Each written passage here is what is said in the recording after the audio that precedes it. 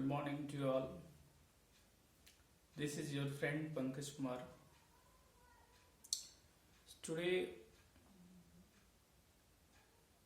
today I'm at leisure, right? I got some time.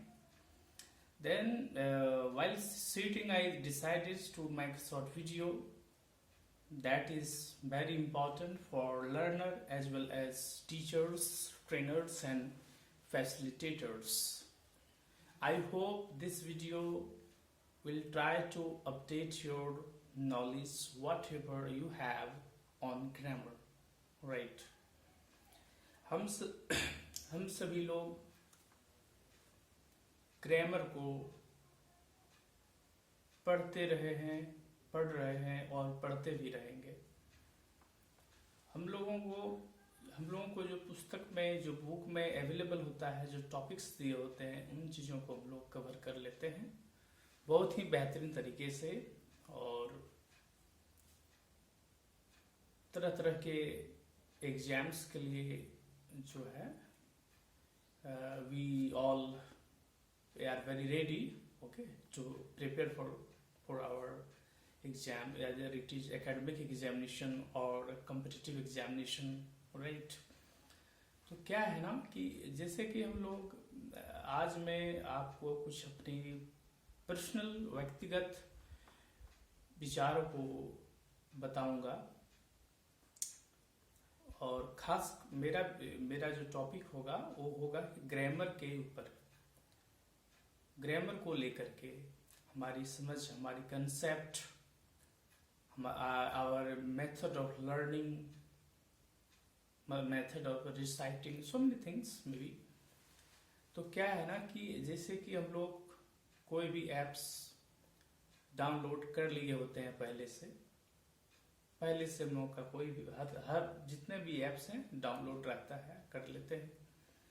तो क्या है ना, कुछ समय के बाद जब न्यू वर्जन आने के बाद या फिर कुछ उसमें न्यू थिंग, कुछ इनोवेशन होने के बाद हम लोग क्या है फिर से अपडेट करने होते हैं चीज़ों को। जो हमने पहले वो चीज़ को रखा हुआ है, स्टोर करके रखा हुआ है, हमें फिर से रिस्टोर करने होते हैं, अपडेट करने होते हैं।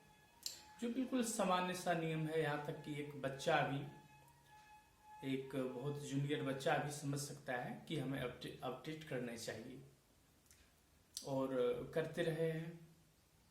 लेकिन हम लोग यह भूल जाते हैं कि हमारे लर्निंग स्किल में भी हमारा जो सोर्स है स्टडी का, उसमें भी अपडेट करने की आवश्यकता है।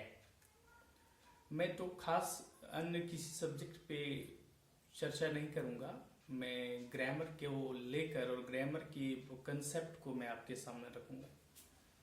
जैसे कि ग्रामर में हम लोग जो चीज़ बहुत पहले से पढ़ते आ चुके हैं, या तो ये के.पी. ठाकुर के बुक्स हो या फिर ये और भी अन्य इंडियन और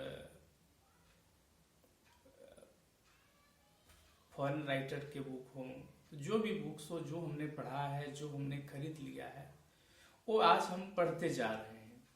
लेकिन अपडेट की ज़रूरत होती है, उन्हें बुक्स को भी अपडेट करने की ज़रूरत होती है।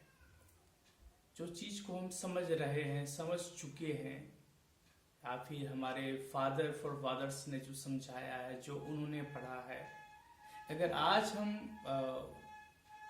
उसी चीज़ को पढ़ते हैं, रिपीटेशन करते हैं, तो there is no difference between us and between new generation and the old generation. इसके लिए हमें अपडेट करने की आवश्यकता है, बहुत अधिक आवश्यकता है। हमें करेंट चीज़ों को ध्यान में रख करके भी स्टडी करना चाहिए। जैसे कि ग्रामर में पार्ट्स ऑफ स्पीच हैं, words classes, parts of speech जो भी कह लें। इन पार्ट्स ऑफ स्पीच में भी जब आप किसी से पूछेंगे तो वो बताते हैं types of parts of speech 8 types हैं, 8 काइंड्स हैं, 8 प्रकार के पार्ट्स ऑफ स्पीच होते हैं। लेकिन इन चीज़ों को नेगलेक्ट कर देते हैं तो लर्नर या फिर टीचर ही, कि 9 types of parts of speech भी मॉडर्न ग्रामर में रखा जा चुका है।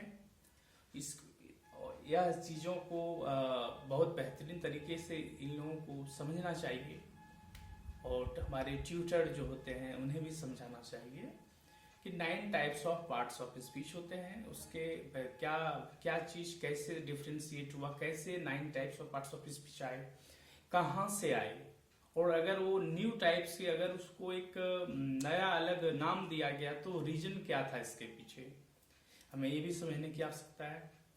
पार्ट्स एक जैसे कि हम लोग पढ़ चुके हैं, noun, pronoun, adjective, verb, adverb, preposition, conjunction, interjection, right.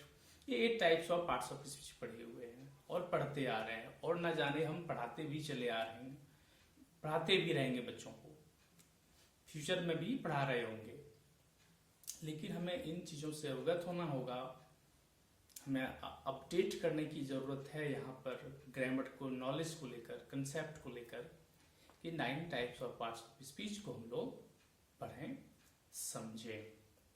और यह ये भी जरूरी हो जाता है कि ये न्यू टाइप्स ऑफ जो पार्ट्स ऑफ स्पीच ये आए, इसका जो यूज कर रहे हैं वो पहले इसका यूज किस जगह पे होता है, अभी क्या यूज हो रहा है, तो डिफ्रेंशिएट करने भी आना चाहिए और सीखना चाहिए। This is my personal you can say ideas और माई पर्सनल व्यूज।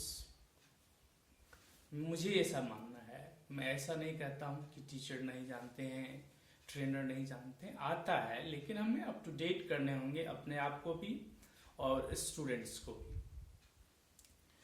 दूसरी बात है, ये पार्ट्स ऑफ स्पीच का हुआ जिसमें 9 पार्ट्स ऑफ स्पीच को इंक्लूड किया गया है। दूसरी बात यह है कि जब हम लोग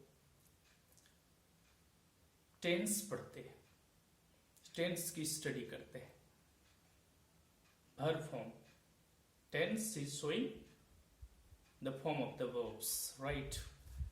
So time and tense की जब हम लोग बात करते हैं तो ओल्ड तरीके से टेंस को जो हमने पढ़ा है उसको हम आगे भी पढ़ते जा रहे हैं। उस पढ़ाई के दौरान हमें ये भी समझाया जाना जरूरी होता है, हमें समझना चाहिए कि हम लोग एक्चुअली मानते हैं कि टेंस मानते हैं क्या एक्सेप्टेड है, सब कहता है, टोटल 100-200% लोग कहते हैं। There are 3 kinds of tenses are available in English grammar. 3 प्रकार के टेंस होते हैं, लेकिन अब उन ट्रेनर को यह भी बताना चाहिए, टीचर्स को यह भी समझाना चाहिए कि अपडेट वर्जन में, न्यू वर्जन में आप समझ सकते हैं कंसेप्ट के माध्यम से। अगर आप समझते हैं चीज़ों को तो 2 ही टाइप्स के टेंस होते हैं। They are mainly 2 types of tenses are there. तो क्या क्या है, प्रेजेंट टेंस और पास्ट टेंस। अब तो ये अजब सी बात है कि सर फ्यूचर टेंस कहाँ चला गया, इसका जगह कहाँ है, इसको कहाँ एडजस्ट किया गया, या फिर क्या चीज ऐसा है। पहले हम लोग 3 टेंसेस पढ़ते थे, अब हमें ये भी ध्यान रखने हैं कि 2 टेंसेस होते हैं मॉडर्न ग्रामर में। और ये जो प्रेजेंट टेंस, पास्ट टेंस, अगर हमें फ्यूचर की सिचुएशन को दिखाना हो, बताना हो, तो हम लोग हेल्प लेते हैं प्रेजेंट टेंस का, जिससे हम लोग बहुत ज्यादा यूजेस फ्यूचर को हम लोग प्रेजेंट टेंस के माध्यम से इंडिकेट करते हैं, दिखा सकते हैं। दूसरी बात कि फ्यूचर को और आसानी से समझें, कैसे फ्यूचर का क्या यूजेज है। फ्यूचर का जो यूज होता है वो मॉडल वर्ब्स की हेल्प के माध्यम से फ्यूचर को हम लोग, फ्यूचरिटी को हम लोग दिखाते हैं। सर्टेनिटी, पॉसिबिलिटी, रिक्वेस्ट, ये सब कुछ हम लोग इंडिकेट करते हैं, तो वो हमें हेल्प करता है मॉडल वर्ब्स, राइट। तो टेंस अगर देखा जाए तो प्रेजेंट टेंस और पास्ट टेंस, ये 2 ही टेंस मेनली हैं। और एक जो तीसरी टेंस है, इस फ्यूचर टेंस, इसको हम फॉर्म कर सकते हैं, इन फ्यूचर के एक्शन को दिखा सकते हैं प्रेजेंट टेंस के माध्यम से, या फिर मॉडलिटी के द्वारा, मॉडल वर्ब्स के यूज के द्वारा, ठीक है। तो हमने ये समझा टेंस के ऊपर हमारा क्या होना चाहिए, या फिर क्या अपडेट वर्जन क्या होना चाहिए। हमें इस टेंस पर भी अपडेट हो जाने हैं। पार्ट्स ऑफ स्पीच में अपडेट हो गए, टेंस में अपडेट हो जाने हैं।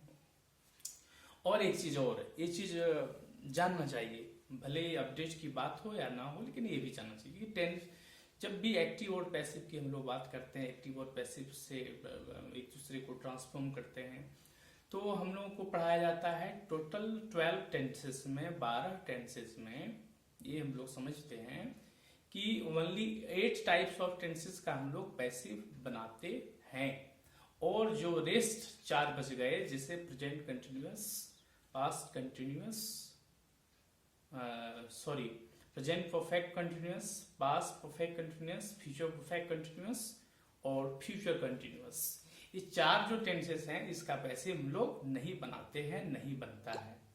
लेकिन नहीं, हमें ये भी बताना होगा, ये ट्रेनर और ये रिस्पॉन्सिबिलिटी टीचर्स, ट्रेनर्स और हम लोगों की है कि हमें बच्चों को ये भी बताना चाहिए कि जरूरत के मुताबिक आप present perfect continuous tense, past perfect continuous tense, future perfect continuous tense और फ्यूचर कंटिन्यूअस टेंस, इन चारों टेंसेस का एक्टिव से पैसिव बनाया जा सकता है और बना सकते हैं, जिसमें जरा भी कोई भी परसेंटेज मिस्टेक नहीं होगा। तो एक्चुअली डायरेक्ट ये कहने से अच्छा होगा, बच्चों को ये बताने से अच्छा होगा कि ये 4 टेंस का पैसिव नहीं बनता है, एक्टिव से पैसिव हम लोग 8 टेंस को ही करते हैं। तो इससे अच्छा है उन्हें ये भी बात बता दिया जाए कि आने वाले समय में जब स्पीकिंग करना हो, बोलना हो, कम्युनिकेट करना हो, तो उन्हें इन परेशानियों से जो है, इन परेशानियों में पड़ना नहीं पड़े, इन परेशानियों से वो दूर हो जाएं कि ये टेंस का पैसिव नहीं बनेगा, इसका पैसिव बनाना है, इसका नहीं बनेगा। इन चारों टेंसेस का भी आप पैसिव बेधड़क बना सकते हैं जरूरत के मुताबिक। नेक्स्ट, और कुछ क्या क्या छोटे छोटे टर्म जैसे हैं कि 2 and 2 makes 4 होता है, लेकिन 2 and 2 make 4 भी अगर आप लिखते हैं तो इसे गलत खारिज नहीं किया जा सकता। 2 and 2 make 4, 2 and 2 make 4, right, ये दोनों हो सकते हैं। 2 and 2 is 4, 2 and 2 are 4, right, ये दोनों हो सकते हैं। चीजों को समझना होगा हमको, डायरेक्ट ये कह देना ये गलत होगा, सरासर गलत होगा कि सिर्फ ये होगा, नहीं, ये भी हो सकता है और ये भी हो सकता है। मेक भी लगाएंगे, प्लूरल भी लगाएंगे और मैक्स सिंगुलर भी लगाएंगे, राइट। लेकिन हमें कुछ सावधानियां कहाँ क्या बरतनी है वो बता दिया जाना चाहिए। लेकिन we must provide them complete knowledge, right, perfect knowledge regarding our topic or syllabus that is we are teaching। तो इस प्रकार से हम इन चीज़ों पे अपडेट हमें होना होगा, और हम अपडेट होंगे तब तो हम किसी दूसरे को अपडेट कर पाएंगे, बता पाएंगे। तो all these are the confusions that generally student ask me, okay, and that's why I shared with you all, and I hope you all will learn, you all will get good lesson from this video and try to develop your very innovative concept, okay, and very of a new learning concept. I hope this will help you to speak and to write correct or fluent English.